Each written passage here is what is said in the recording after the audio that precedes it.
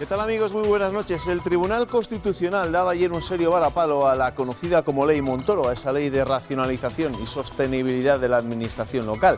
Esa ley que tantas desavenencias provocó entre la Junta de Castilla y León y el Gobierno central. Esa ley que tantas desavenencias provocó en el seno del propio Partido Popular, entre los que la rechazaban y los que la jaleaban. Ahora los primeros se han salido con la suya y nos recuerdan que esa ley podía haber provocado mucho daño en los municipios de nuestra comunidad. El Tribunal Constitucional da la razón al Ejecutivo Regional. El tiempo pone a cada uno en su sitio. La Junta acoge con satisfacción la sentencia y le recuerda al PSOE que ella ya se adelantó aprobando un decreto ley hace ahora 2 años, previendo que una sentencia así podía demorarse. Nos pareció más inteligente hacer lo que hicimos, que fue bordear la ley. Fue una batalla casi diaria, alegando cada borrador, presionando en el Senado, con múltiples reuniones y con la oposición dentro. No entendíamos cómo se podía defender eso cuando cualquiera veía que eso era vaciar de contenido, de competencias a los municipios. Pero de competencias importantes, porque ¿qué municipio no quiere participar, y digo participar, en la salud de sus vecinos? El que fuera presidente de la FEM todavía hoy dice que la sentencia causa indefensión. El señor Íñigo de la Serna y el señor Mayo fueron los máximos defensores de esta ley. Y aquí en Castilla y León hicieron mucho daño cuando hacían sus planteamientos. Yo entiendo que el alcalde de Santander ahora diga lo que dice. Juárez remarca. Ser municipalistas no es llevar, ponerte aquí una placa, yo soy municipalista, es demostrarlo con hechos, y aquí lo hemos demostrado con hechos. Al ministro Montoro le dice que debiera reflexionar y repasar cada uno de los documentos, cada uno de los argumentos esgrimidos desde Castilla y León. Los ayuntamientos ponen en valor la sentencia. Demuestra que no estábamos equivocados y traslada, bueno, pues la verdadera fuerza que el municipalismo tiene. Y viene a sacar las vergüenzas, desde luego, primero al Gobierno de España, ¿no?, que no supo redactar una ley de la mano de los ayuntamientos de este país. Críticas también desde la Federación Regional de Municipios y Provincias porque no hubo consenso y se usó políticamente, pero defiende que la ley Montoro ha sido positiva. Los ayuntamientos dieron una vuelta a sus cuentas y fueron capaces de pasar de números rojos a números azules. Y aunque desde las diputaciones reconocen que era una ley polémica, con un compromiso en algunos casos arriesgado, insisten en decir que el mantenimiento de colegios y consultorios son competencias impropias y que la sentencia del Constitucional no dice lo contrario. A mí lo que me preocupa es la financiación de esas y muchas otras y tantas otras competencias que se ejercen por parte de los pequeños municipios. Pues que es importante que económicamente no nos abandonen. En lo que todos coinciden es en que necesitan tiempo para estudiar la sentencia. En cuanto a la política nacional, Pedro Sánchez no pierde el ánimo, a pesar de sus 2 fracasos de la semana pasada, y se sigue viendo en la Moncloa. A pesar de los duros reproches de Pablo Iglesias en el debate de investidura, el líder socialista confía en que el líder de Podemos cambie de postura, aunque sea en el último momento. En el PP también hay novedades, aunque los protagonistas de las mismas apenas tienen peso en el partido. El expresidente de Murcia, Alberto Garre, el que relevó al histórico Ramón Luis Valcárcel, pide abiertamente a Rajoy que se eche a un lado. Hasta el último minuto tuvo esperanzas. Pensó que Iglesias le apoyaría hasta que se topó con este no rotundo. No. Aún así lo sigue viendo claro. Sí, yo voy a ser el presidente del gobierno y no va a haber elecciones. Va a ser un gobierno paritario. 2, que no va a ser un gobierno monocolor. Y 3, que va a ser un gobierno con independientes de prestigio. Está convencido del apoyo de Iglesias ante el abismo de las nuevas elecciones, algo que hoy por hoy no parece factible. Podemos criticar al PSOE por negociar con Ciudadanos aún después de la investidura fallida. Empezar de cero cada vez no creo que sea una solución a nada. Yo pienso que tenemos que construir sobre lo que tenemos, ¿no? Y juntos han mantenido su primer encuentro, esta vez con autónomos. Reunión fallida, la que buscaba Podemos con PSOE, Izquierda Unida y Compromís. Los primeros en descolgarse, los socialistas, por no poder acudir con Ciudadanos. Y después, Alberto Garzón. Todo tiene que pasar por el Partido Socialista porque es quien puede articular el puzzle, ¿no? Mientras Rajoy intenta volver a las negociaciones de la gran coalición, en su casa se empiezan a oír voces críticas. Todo pasa porque Mariano Rajoy dé un paso atrás. Yo creo que es en este momento el mejor servicio que podía prestar al Partido Popular y a España. Esto es un clamor en el partido, pero es un clamor silencioso. Declaraciones que ya ha minimizado la vicepresidenta del Gobierno en funciones. Garre dice está de salida en el partido. Pues en medio de todo este panorama de incertidumbre, Podemos afronta problemas internos, tanto en varias federaciones territoriales como en la cúpula central del partido. La dimisión del secretario de Organización de Madrid no solo ha abierto una crisis en esta federación, sino que además ha destapado choques entre Íñigo Errejón y Pablo Iglesias, el número 2 y el número 1 de la formación morada, en aspectos como la relación con el Partido Socialista. Un desconcierto al que ha contribuido la alcaldesa de Madrid al mostrarse a favor de un gobierno de Podemos con socialistas y Ciudadanos. A ello se unen las discrepancias internas en comunidades como Galicia o Cantabria o la posible escisión que podría estar gestando la rama en Cataluña. Esa posible crisis en Podemos va a ser el primer asunto por el que le vamos a preguntar, por el que le quiero preguntar al diputado de la formación morada por Valladolid, don Juan Manuel del Olmo. ¿Qué tal? Bienvenido, muy buenas noches. Hola, muchas gracias. ¿Es usted de Iglesias o de Errejón? Bueno, yo creo que es claro el interés de algunos por intentar desviar la atención cuando hay una sociedad o una mayoría en la sociedad que está preocupada por lo que puede ser o por lo que se aventura un pacto de la gran coalición entre el Partido Popular, el Partido Socialista y Ciudadanos, algo que sería muy difícil de justificar a los votantes. Hay algunos que se interesan por desviar la atención y decir que en un partido, en este caso en Podemos, hay diferencias entre Pablo, entre Íñigo. Mira, con esto con rotundidad. Esto es falso, es totalmente falso. O sea, que no hay ningún tipo de crisis ni desavenencia dentro de Podemos en estos momentos. En Podemos, no solo Pablo, no solo Íñigo, todos tenemos muy claro que el ciclo político que se ha abierto, que se abrió un poquito antes de Vistalegre, tiene como referencia a Pablo Iglesias. Y Pablo Iglesias ahora mismo es uno de los líderes políticos que mejor equipo tiene a su alrededor y él lo valora. Es decir, él valora la presencia de Íñigo Errejón como valora la presencia de Irene Montero. Son dos personas imprescindibles para Pablo y son dos personas con las que todos estamos cohesionados con Pablo para afrontar este momento político en el que algunos intentan desviar la atención. Pero sí que es cierto que ha habido determinadas crisis, desavenencias, por ejemplo, en círculos como los de Galicia, ¿no?, donde el secretario general de aquella formación pues no se quiso marchar a pesar de que el partido se lo pedía. Bueno, en Podemos es verdad que cuando hay cualquier tipo de discrepancia o disputa política se nota más que en otros partidos, porque nosotros somos el partido, por decirlo de alguna forma, más transparente, más público, en el que cada cosa que sucede no se puede ocultar, porque nosotros hacemos por no ocultarlo, es decir, todos nuestros debates son públicos, entonces cualquier discrepancia política parece que se convierte en una gran batalla, pero no es así. Es decir, nosotros tenemos procesos democráticos en algunas comunidades autónomas, donde un partido tan nuevo como el nuestro es normal que lo tenga, no tiene esa cohesión de partidos que tienen una larga trayectoria de décadas, donde hay problemas políticos que nosotros los resolvemos con democracia de nuevo. Entonces en Galicia ha pasado esto, en Cantabria ha pasado esto, pero volverán a salir direcciones autonómicas en breve que volverán a poner las cosas en su sitio. Dentro de Podemos hay, por así decirlo, partidarios de adelantar, de forzar para que se celebren unas nuevas elecciones. Se lo pregunto porque estoy leyendo precisamente un titular del Mundo, ¿no?, que señala que el ala izquierda de Podemos pide provocar nuevas elecciones. ¿Esto es así? No.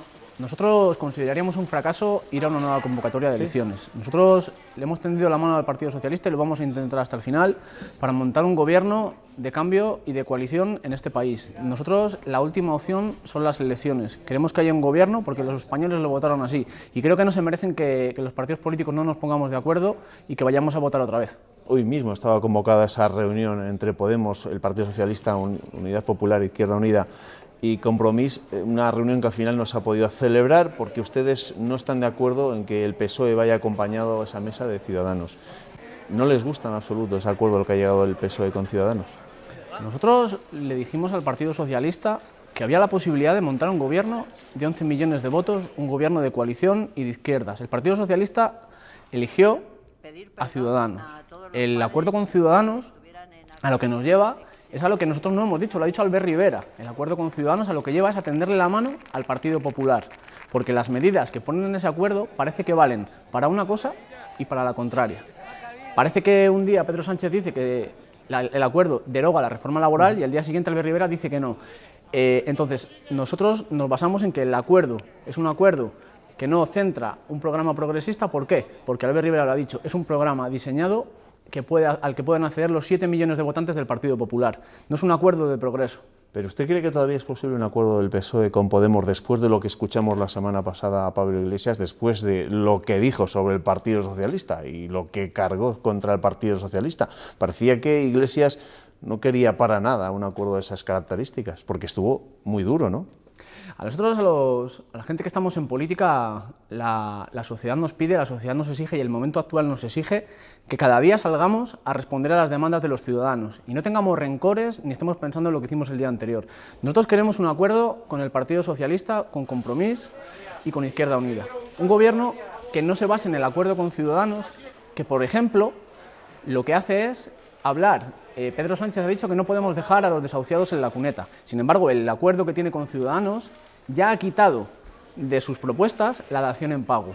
No eliminan el copago farmacéutico y no hablan de eliminar las puertas giratorias. Nosotros con eso no nos podemos poner de acuerdo. Si el Partido Socialista, que tiene que estar necesariamente en cualquier gobierno, porque si no, no dan los números, decide que deja a un lado las políticas que los 7 millones de votantes del Partido Popular podrían estar de acuerdo y se pone con nosotros a negociar un gobierno de coalición, seguro que nos podemos poner de acuerdo muy pronto. Sí, pero resulta muy difícil buscar un acuerdo cuando ustedes le recuerdan al Partido Socialista o cuando Iglesias le recuerda al Partido Socialista los momentos más duros de su historia, ¿no? Cuando le recuerda a los Gal, Felipe González, la Calviva, etcétera. No parecen buenos principios para intentar luego después alcanzar algún tipo de pacto, ¿de acuerdo? Forma parte de los debates acalorados del Congreso. Felipe González se presentó en las elecciones de 1982 con un lema que era por el cambio. Aquel Felipe González generó una ilusión en toda una mayoría social de un país que confió en Felipe González y en el Partido Socialista para escalar y para salir de un momento en el que una mayoría social estaba muy castigada y empobrecida. Ese Felipe González no se parece en nada al Felipe González que hemos visto hace muy poquito estar en consejos de administración después de ser presidente del gobierno, y lo hemos visto en expresiones en la prensa diciendo que le gustaría ver un gobierno del Partido Socialista y del Partido Popular.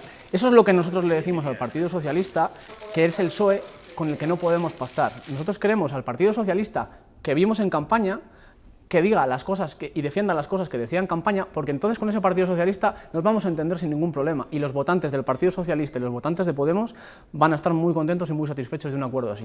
Pero dentro de Podemos no ha habido discrepancias, dentro de los diputados de Podemos no ha habido discrepancias con ese discurso de Pablo Iglesias, es decir, entendiendo que igual tenía que haber sido algo más suave.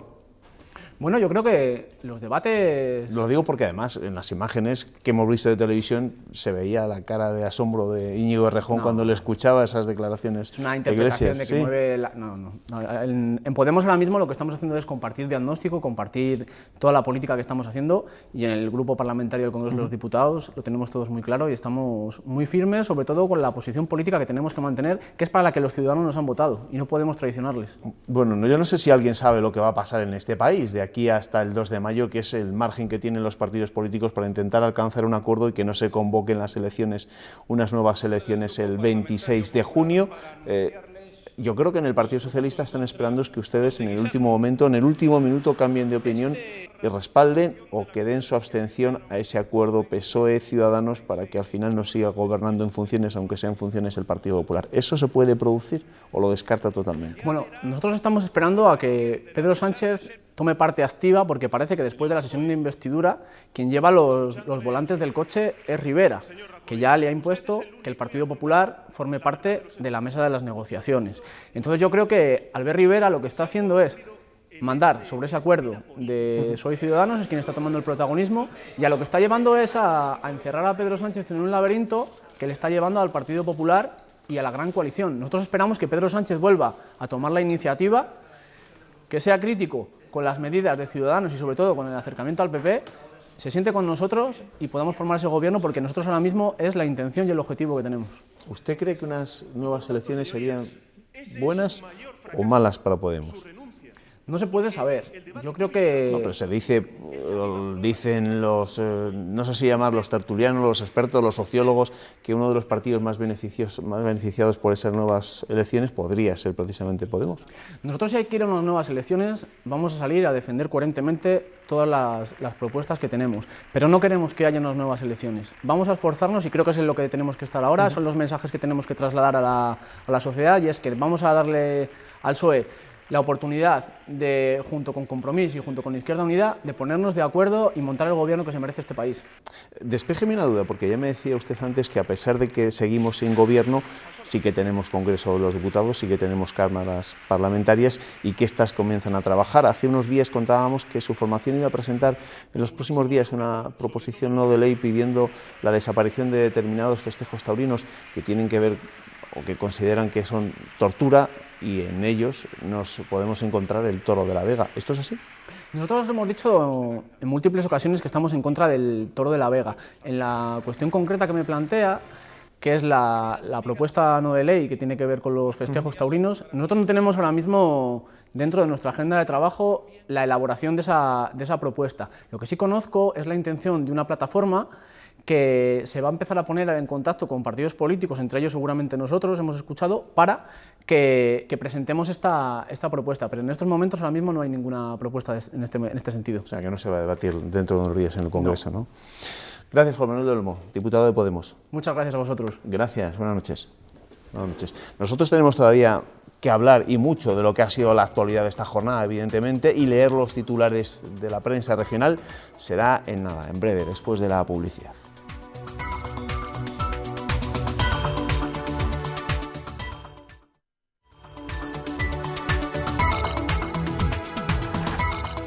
Los próximos minutos los tenemos que dedicar a repasar, a leer los titulares más destacados de la prensa regional y analizar lo que ha dado de sí esta jornada con nuestros tertulianos.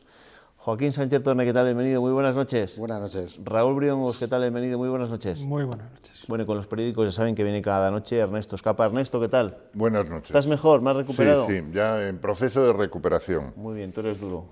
¿Con qué empezamos esta noche? Pues mira, empezamos con la portada del Diario de León, que destaca: los exportadores se rebelan por el parón de la autopista del Mar. Renuncian a Vigo como alternativa porque no pueden asumir el sobrecoste del transporte por carretera, y la naviera denuncia que Fomento bloquea la ruta marítima entre Gijón y Nantes.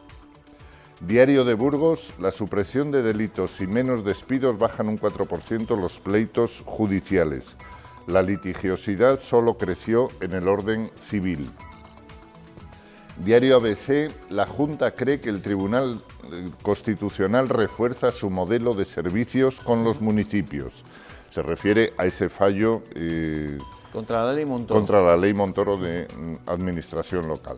Y también el Diario ABC señala que un fervor que requiere explicación, y este titular tiene su explicación porque la fotografía sitúa juntos a Montoro con Fernando Martínez Maillo, que fue el ariete de su reforma en Castilla y León. El norte de Castilla, Lingotes Especiales abre una fábrica en la India para cubrir el mercado asiático. Diario La Razón: formación teórica y práctica para crear empleo joven y atraer y fidelizar empresas. La vicepresidenta Rosa Valdeón destaca los beneficios de la FP Dual porque motiva a los alumnos y apunta al mercado real.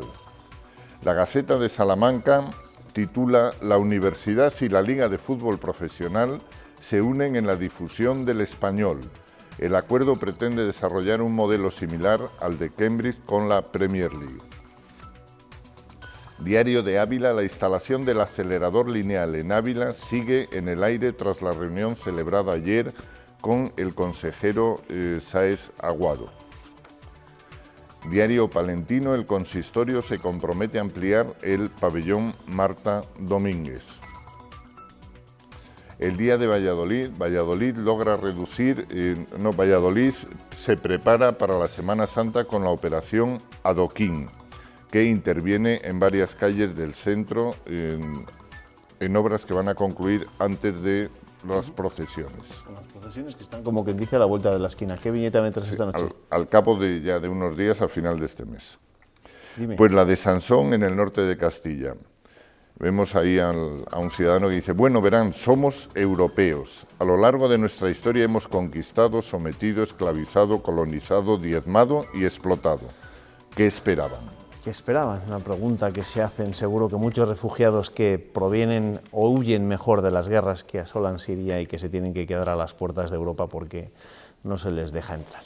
Bueno, vamos a empezar hablando de un asunto del que hablábamos mucho en su día, ¿no? ¿Os acordáis cuando hablábamos de la ley Montoro, de aquellas manifestaciones que salían a la calle porque esta ley iba a acabar con las pedanías? Aquello dio mucho de sí, y aquello generó mucho enfrentamiento y lo hemos estado viendo hoy, y el propio consejero de Presidencia se ha encargado de recordar a aquellos que desde su propio partido aplaudían esta ley.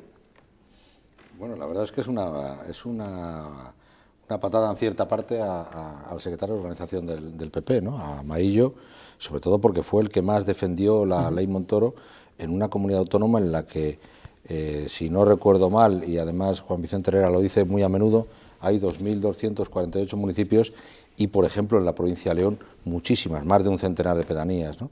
Entonces esa ley yo creo que atentaba directamente contra una comunidad como era la de Castilla y León. Entonces esa defensa de Fernando Maillo, pues la verdad es que era bastante incomprensible, ¿no? Y bueno, pues como todo en esta vida, la venganza, el consejero de Presidencia se la ha tomado en plato frío. Llegó el momento de esa venganza y se la ha cobrado, ¿no? Y yo creo que con razón, ¿no? Porque, hombre, Fernando Maillo hay que recordar que fue presidente de la Diputación de Zamora, y como presidente de una diputación esa ley le tenía que dar, en fin, bastante, no sé si vergüenza, pero por lo menos bastante apuro defenderla, ¿no? Yo creo que ahí primaron más los intereses de partido que cualquier otra. Sí, obviamente, el propio partido hubo tortas. Porque además la ley Montoro, lo que por cierto hemos conocido la noticia el día de las personas desaparecidas sin causa aparente, que se celebra hoy, lo cual no deja de tener también su gracia, porque Montoro está como si se lo hubiera tragado la tierra, es decir, lleva unos meses que ya no sé... El que se supone que se tenía que haber reunido ayer con Junqueras tenía que haber sido él, ¿no? Que es al que le corresponde repartir la pasta entre las comunidades. Bueno, pero hay que reconocer que como están en funciones tampoco pasa nada. Claro. Al margen de la broma y al margen de que atente contra una comunidad como la de Castilla y León, sobre todo, yo creo que la ley Montoro lo que hacía era atentar contra el sentido común. Las pedanías que alguien quiso poner como el ejemplo de institución que provocó la crisis, pues bueno, no se lo creía absolutamente nadie, ¿no? Así al final la crisis está provocada por los gastos de las pedanías. En fin, yo creo que las administraciones tienen que prestar los servicios, aquellas administraciones que son más cercanas al administrado, ¿no? Y por encima de cualquier otra cosa, que las administraciones no tienen que entrar en las competencias que tienen otras administraciones, que era precisamente lo que hacía esta ley y lo que el Constitucional ha dado a Montoro detrás de las orejas. Ernesto Escapa era y sigue siendo un claro defensor de esas pedanías, porque tampoco entiende, como ha dicho Raúl, que la crisis la hubiesen provocado ellos, precisamente, ¿no? Sí, claro, no. Lo que pasa es que las pedanías, yo soy de un pueblo pequeño, que es ayuntamiento y pedanía a la vez. Y las pedanías en León son propietarias de bienes muy importantes, como son los montes y tal, que claro, ante la insolvencia y la desaparición de la pedanía, pues pasarían a subasta y todo esto, pues bueno, yo supongo que era un bocado apetecible para el ministro de Hacienda. Bueno, ya han visto, tirón de orejas ayer del Constitucional a la ley Montoro y tirón de orejas hoy del consejero de Presidencia a aquellos que desde su partido aplaudían con las orejas la famosa ley Montoro. Bueno, vamos a hablar de política porque tenemos mucha tela que cortar, porque evidentemente las cosas están como están y todavía seguimos sin resolver el asunto, sin resolver el problema de la gobernabilidad de este país. Hoy se añade un nuevo motivo de debate. ¿Cuál? Las discrepancias que existen en el seno de Podemos. De hecho, a última hora de la tarde conocíamos que se producían 9 dimisiones en la formación en Madrid, lo cual se suma a la dimisión hace unos días del número 3 de este partido en la capital de España. Antes hablábamos con el diputado por Valladolid, con Juan Manuel del Olmo, decía que no, que esto no hay nada de crisis en Podemos, que los enfrentamientos entre Pablo Iglesias e Íñigo Errejón no son ciertos, pero ahí están, siendo portada y siendo noticia día sí, día también. Algo se mueve en Podemos, algo está pasando en Podemos. Hombre, yo creo que no se mueve nada. Yo creo que es que esto de toda la venta de la nueva política y de toda esta historia se les ha caído sin haber llegado a tocar poder. Imaginemos si llegan a gobernar con un pacto con el PSOE, todas estas crisis, estas desavenencias habrían sido o se habrían multiplicado por 1000, ¿no? Es decir, un partido que nace hace 2 años y que tiene un recorrido, que es verdad que tenía un recorrido más o menos importante, pero sin haber cogido prácticamente nada de poder y sin tener cargos públicos, sin mando en plaza, como si dijéramos, pues enseguida han empezado las crisis, las desavenencias, y la reacción del partido ha sido la de siempre, es decir, negar. Siempre negar. Es decir, siempre se dice no ha habido crisis, Errejón y Pablo Iglesias se llevan perfectamente, que es igual de perfectamente que se llevaban Alfonso Guerra y Felipe González en su momento, y como se han llevado muchísimos políticos entre medias, ¿no? Y en fin, yo creo que mal ejemplo están dando si lo que de verdad quieren es reformar el sistema político de España, ¿no? Pero sí que ha podido dividir en cierto modo el partido esa intervención tan dura de Pablo Iglesias contra el Partido Socialista, es decir, rompiendo prácticamente todos los puentes con el PSOE. El problema no es solo el acceder al poder, y el partido no tienen problemas cuando acceden al poder. Es que Podemos ahora está en el peor de los momentos, que es que tiene expectativas de tener poder. Entonces, ante unas expectativas que se ven frustradas precisamente por ese ataque frontal de Pablo Iglesias, hay un sector del partido que dice, oiga usted, que los ideales están muy bien, pero que queremos un sueldo. ¿Qué hay de lo mío? Es decir, y la crisis de Madrid afecta también a Castilla y León de manera tangencial, porque el número 2 de Madrid, uno precisamente de los que se dirigen el dedo acusador de los 9 que han dimitido, es Miguel Vila, que es el diputado por Burgos, un cunero. Extraña que una formación tan apegada al territorio y con una defensa de los valores de la nueva política elija para diputado por Burgos a alguien que no tiene absolutamente nada que ver con la provincia y que dudo yo que hubiera venido a Burgos antes de presentarse a las elecciones. Pero sí, es que, en fin, esas son costumbres de la vieja política, como dicen ellos, pero hombre, hay que ver que tienen un jaleo en Cataluña, que han tenido un jaleo en el País Vasco, que tienen un jaleo en Andalucía, que tienen un jaleo en Galicia. Es decir, hemos venido a vender la nueva política con costumbres de la vieja política, ¿no? Y yo creo que así este país, en fin, tenemos un problema, ¿eh? Y con muchos alcaldes cuestionados porque han tenido una reunión en el norte y todos ellos han pasado a las arcas municipales los gastos de el alcalde de Valencia, de Compromís, Joan Ribó, dijo que si al final acaba siendo imputado por esos gastos que cargó el ayuntamiento, 7.500 euros creo que fueron, por ir a una reunión de partido. Poco me parece, 7.500 por una reunión. 7.500 por una cosa.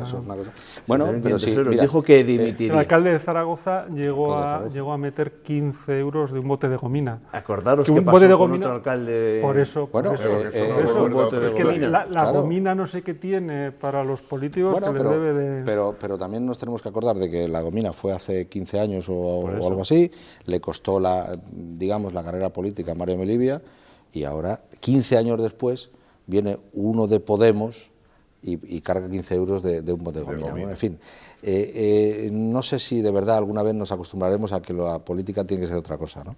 Y que esto de vender, regeneración política no solo es cuestión de venderlo, sino que hay que ejercerlo del primer día, ¿no? Sí, y no lo han hecho. El problema es que el listón lo han puesto muy alto para los demás y lo han bajado para ellos. Lo han dejado a ras de suelo para ellos, ¿no? Hay quien discrepa contigo con que la gomina acabó con la carrera política de Mario Melivia, porque Mario Melivia actualmente es presidente del Consejo Consultivo. Sí, efectivamente. O sea, pero con la proyección política. Pero tenía una proyección política, sí, la carrera, el sueldo no. Siempre hay una silla. Pero bueno, Mario Melivia estaba destinado a más altas responsabilidades y la gomina, pues yo creo que se le llevó por delante, ¿no? Y al alcalde de Zaragoza, pues se le va a llevar por delante, igual que se le va a llevar por delante a todos aquellos que venden la regeneración de la política y, sin embargo, como dice Raúl, bajan el listón cuando de repente se ven ellos con una firma en un papel, ¿no? Y para acabar con la cuestión de Podemos y la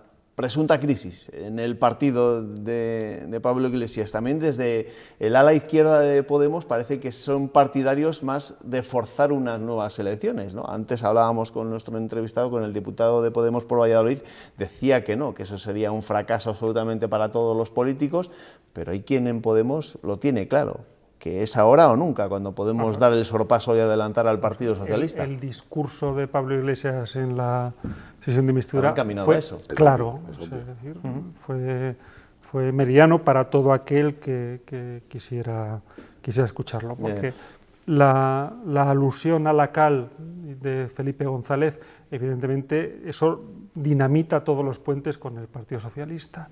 Con lo cual, pues, en pocas salidas tiene ya. Es decir, dinamita los puentes para una posible negociación o un acuerdo con el PSOE, pero además es la que abre un poco la crisis en Podemos, ¿no? No hay más que ver la imagen de Rejón sentado a la derecha de Pablo Iglesias, la cara que pone cuando le oye por 2 veces repetir el asunto de Felipe González y la cal viva, ¿no? Vamos a cambiar... Porque, por cierto, y ya acabo, todo el discurso de Pablo Iglesias es del 36, o sea, casi del 36, y de la época franquista. Hombre, yo creo que hay que mirar al futuro, ¿no? Yo creo que no podemos estar toda la vida mirando al 36, ¿no? Vamos a hablar de otro partido y de otro político, en esta ocasión del PP y de Mariano Rajoy, porque hoy sí que se ha escuchado alguna voz que pide abiertamente que Rajoy dé un paso atrás y deje a otro ocupar su lugar, decía, por el bien de su partido y por el bien de España. Bueno, lo decía el expresidente de Murcia, Alberto Garre, fue el que sustituyó a un histórico, a Ramón Luis Valcárcel. Tampoco es que tenga demasiado predicamento en el partido, y ya se ha encargado, por cierto, de recordárselo a la propia vicepresidenta Soraya Sáenz de Santamaría, que ha venido a decir que el tiempo de este señor ya se ha pasado, no el de Mariano Rajoy. ¿Son voces a tener en cuenta? O son, no sé si llamarlo siquiera versos sueltos, porque evidentemente a Alberto Garre casi nadie le conocía. El tiempo de Alberto Garre seguramente pasó, pero hay que recordar que es presidente del Comité de Garantías de Murcia. Sí. Es decir, el presidente del Comité de Garantías o sirve para algo o no sirve, ¿no? Pero bueno, aquí tenemos un ejemplo básico, ¿no? Y él lo recuerda, Garre recuerda cuando Juan Vicente Herrera le dice a Rajoy que se mire al espejo. Yo creo que en esta misma mesa yo he hecho ese comentario alguna vez ya con Rajoy, y yo creo que Rajoy debería mirarse al espejo exactamente igual que Pedro Sánchez, exactamente igual que el PP y el PSOE. Y, hombre, y Ciudadanos pues también debería ejercer un poquito de no sé si de visionarse en el reflejo y estudiar qué es lo que hace, ¿no? ¿Hay esa masa crítica en el PP? Yo creo que la clave no la ha dado el expresidente de Murcia hoy, sino que la dio ayer Albert Rivera, cuando dijo que, bueno, con un candidato distinto en el PP de Mariano Rajoy, las cosas ya serían mucho más fáciles, ¿no? Sí, bueno, pero eso ya lo dijo o lo dejó caer en el discurso de investidura. Lo importante es que ya hay alguien del Partido Popular que se atreva a decir en público lo que muchos de ellos dicen en privado. Pero si es que el problema que tiene Mariano Rajoy es que tiene una oportunidad magnífica de irse, que es lo difícil, porque para una persona como Mariano Rajoy, que ha sido absolutamente todo, que ha sido presidente de la Diputación de Pontevedra, que ha sido ministro, vicepresidente, que ha sido presidente del gobierno, es decir, no le queda nada en el currículum, ya ha sido todo. Entonces, lo único a lo que puede aspirar es a una salida digna. Entonces, es decir, si su salida propicia que el PP pueda acceder al gobierno, yo creo que tiene una salida franca, es decir, que él puede vender ese sacrificio último por el bien de la gobernabilidad de este país. El problema es que si él se enroca en ser el candidato y el PP no logra acceder al gobierno, estará señalado de por vida.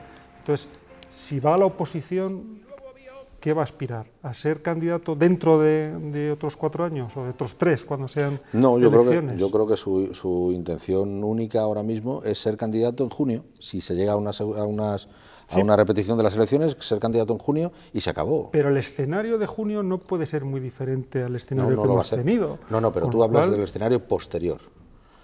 Y para llegar al escenario posterior tenemos que ponernos en un Rajoy candidato a la presidencia, que es lo que él quiere.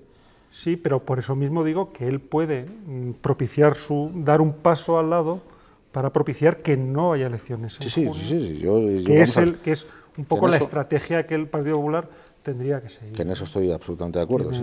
Oye, os voy a preguntar por el papel que tiene que desempeñar a partir de ahora Pedro Sánchez, después de unas semanas de actividad frenética, tras los 2 noes que acumuló la semana pasada en la sesión de investidura.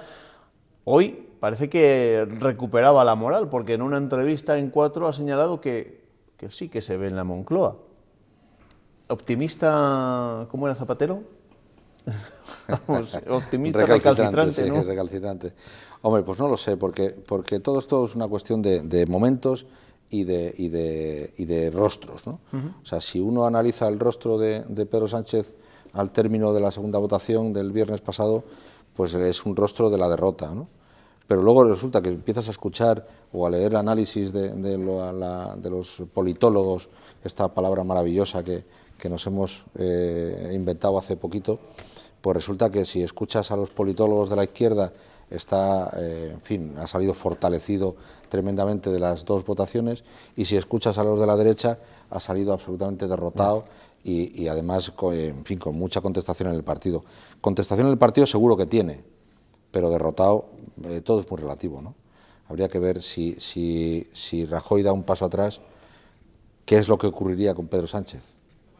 Y si el Partido Socialista no se plantea pedirle a Pedro Sánchez lo mismo que el Partido Popular podría, que de momento no le pide a Rajoy, que es dar un paso atrás. Y una de los rumores, una de las hipótesis que más están sonando ahora es que el rey puede incluso proponer a algún actor nuevo que no esté en el escenario actualmente. Es decir, una figura así de consenso. No. Puede proponer a alguien que no sea diputado. Sí. Hombre, eso es una opción que tampoco. Pero entiendo que antes tendrían que ir los partidos con un acuerdo a favor de esa figura. No necesariamente. O sea, el propio rey. Vamos a ver, la Constitución lo permite. Claro. Y mientras la Carta Magna permita eso, el rey puede hacer lo que considere oportuno. Hombre, sí es verdad que ese rumor existe, pero yo, en fin, me parece demasiado aventurado para una situación que se resuelva con unas nuevas elecciones, que puede ser un drama para este país. Económicamente puede ser un drama vernos todo el verano sin gobierno y llegar a septiembre sin gobierno y con un escenario prácticamente igual, porque yo no veo que el resultado por bloques...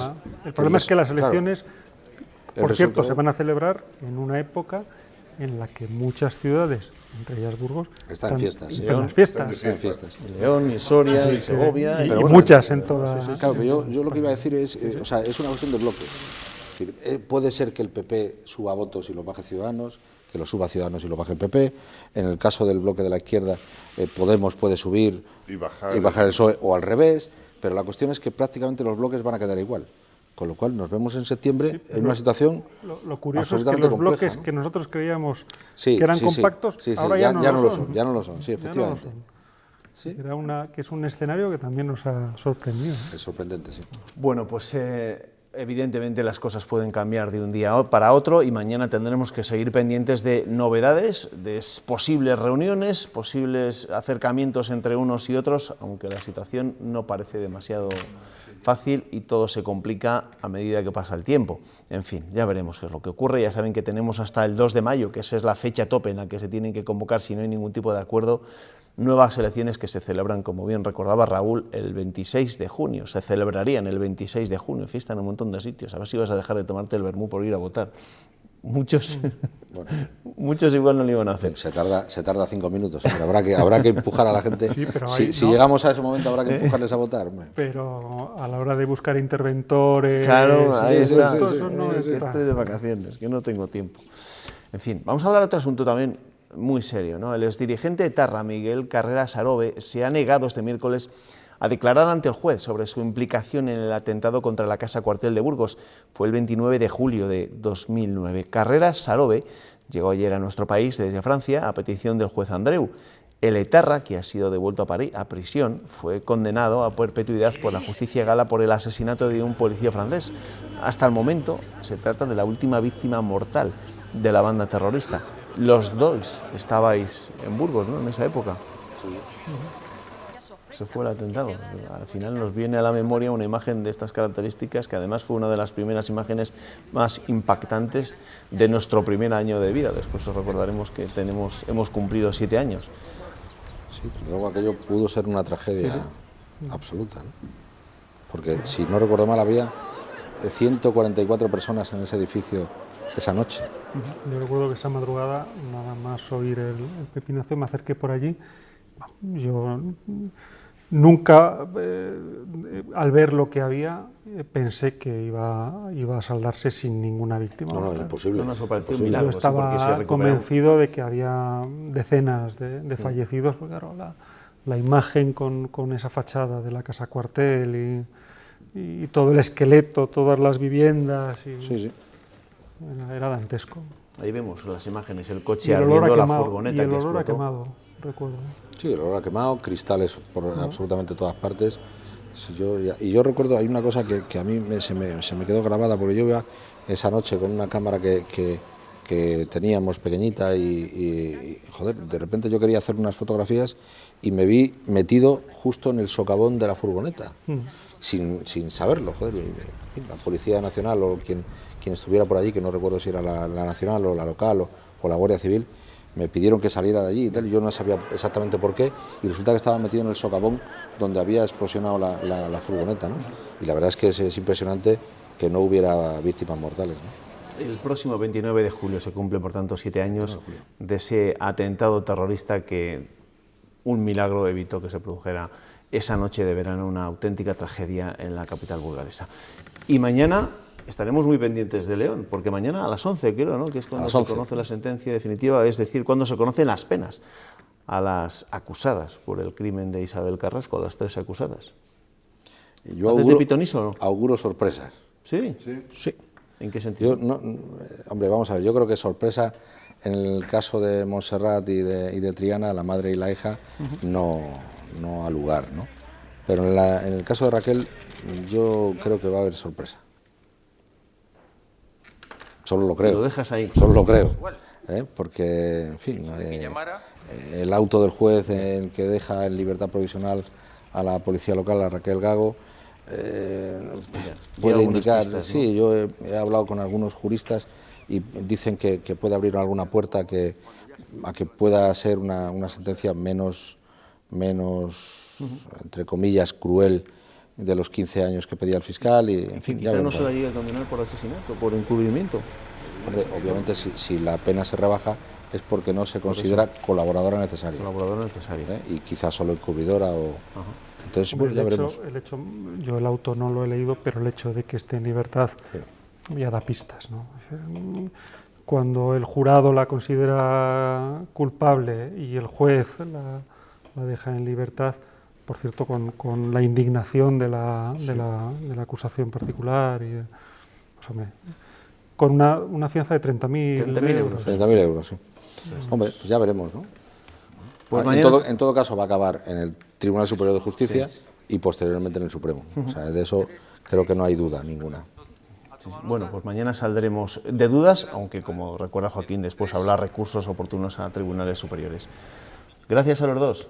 Muchas gracias. A vosotros. Joaquín, Raúl, nos vemos. Bueno, hoy hemos tenido esta noche, en el que celebramos nuestro 7º cumpleaños, a 2 directores de periódicos que, hombre, no sé si llegaremos a lo suyo. El uno 110, el otro 125 en nada. Castañas. En nada, vamos, estamos a punto, ¿no? 1 de abril. El 1 de abril, o sea, que está al caer, el 125 aniversario del Diario de Burgos. Nosotros tenemos 7, después se lo contaremos cómo lo hemos vivido. Gracias a los dos. Nos vemos. Feliz cumpleaños. Ernesto. Hasta mañana. Hasta mañana, gracias. Renault renuncia a convertir en variable parte del salario fijo que hasta ahora cobran sus trabajadores. Era una de las medidas que proponía para el nuevo plan industrial, pero los sindicatos no lo han aceptado. Ambas partes también han decidido que el futuro turno antiestrés siga formado por trabajadores que se apunten a él, pero de forma voluntaria. Renault y los sindicatos no acercan posturas sobre el salario que tiene que cobrar la plantilla de trabajadores los próximos 4 años. Los representantes de los empleados han conseguido que la empresa renuncie a su idea de convertir parte del salario fijo en variable. Proponía incrementos del precio del punto de la paga por objetivos a mayores de lo que tenemos actualmente, pero por otro lado planteaba pasar una parte del salario fijo que actualmente tenemos a la parte variable. Entonces nosotros entendemos que eso al final es una merma de los derechos que ya tenemos adquiridos y por lo tanto no lo veíamos de ninguna de las maneras y bueno, Renault ha accedido a retirar estas dos posiciones. Sin embargo, pocos avances más ha habido en cuanto al sueldo. Las posturas apenas se mueven y por eso este debate se va a reservar para más adelante, porque si no la negociación se bloquea. Más avances ha habido sobre el turno antiestrés. Lleva 4 años en marcha en la factoría de motores, con trabajadores apuntados a él de forma voluntaria. La empresa quería que los empleados que integran este turno lo formen varios años de manera permanente, pero los sindicatos han conseguido que siga siendo voluntario. Para nosotros, todo lo que toque fin de semana no es turno normal de trabajo, es un turno especial de trabajo. Para nosotros, el obligar a una persona a trabajar fines de semana, pues no es admisible. La negociación se retoma el martes de la próxima semana. En los últimos tiempos no hay informe económico que no se tiente la ropa ante la incertidumbre política en la que se encuentra nuestro país. También lo hace el observatorio que elabora de forma periódica el Colegio de Economistas de Valladolid. Dice que las cosas van bien, sobre todo para la industria y el consumo en nuestra comunidad, pero recuerdan que esa inestabilidad política nos la puede jugar si se prolonga más de la cuenta. La inestabilidad política del país está afectando a nuestra economía. Ya lo ha hecho en el último trimestre de 2015 y lo hará hasta mediados de este año. El empresariado está a la espera. Tiene sus dudas porque necesita saber cómo se van a desarrollar los acontecimientos, qué políticas estructurales planteará el nuevo gobierno. Teniendo en cuenta la situación política, se prevé que el Producto Interior Bruto de nuestra comunidad sea este año del 2,6%. El dato se apoya en la mejora del sector de la industria, más en concreto de la agroalimentaria. Su crecimiento genera riqueza y más servicios. Los economistas no dudan de la creación de empleo, pero tampoco de la cautela de los empresarios. El empleo debe pasar de ser temporal a indefinido para dar seguridad al ciudadano y así incrementar el consumo y, por tanto, la economía. No estamos invirtiendo ni consumiendo todo lo que debiéramos. Un dato a tener en cuenta es nuestro saldo positivo de más de 900 millones de euros, debido a que en Castilla y León exportamos más de lo que importamos. El 9 de marzo ya es historia, pero para los que trabajamos en esta casa no es un día cualquiera, no ha sido un día cualquiera, nacimos un 9 de marzo de hace 7 años. 7 años en los que no nos hemos aburrido, en los que les hemos contado noticias que han cambiado nuestro país, 7 años en los que les hemos llevado a casa las historias más cercanas y a los personajes más nuestros. El 9 de marzo de 2009 comenzaba la andadura Castilla y León Televisión. En estos 7 años de las 7 hemos emitido más de 1000 informativos. Imagínate la tensión que hemos vivido durante estos 7 años. Por algo actual, el juicio de Isabel Carrasco. Sí, vivimos con terror el atentado de ETA en Burgos, en cambio fue una alegría en la redacción cuando tuvimos que informar de la tregua de ETA. No hemos dudado en romper la programación cuando ha habido acontecimientos especiales. Muchos se van a encontrar. Con la primera gran producción que fue la Vuelta Ciclista Castilla y León y la caída de Armstrong. Ahí ya se desbocó todo. Una buena, los planes industriales de Renault, una mala, el cierre de las minas del carbón.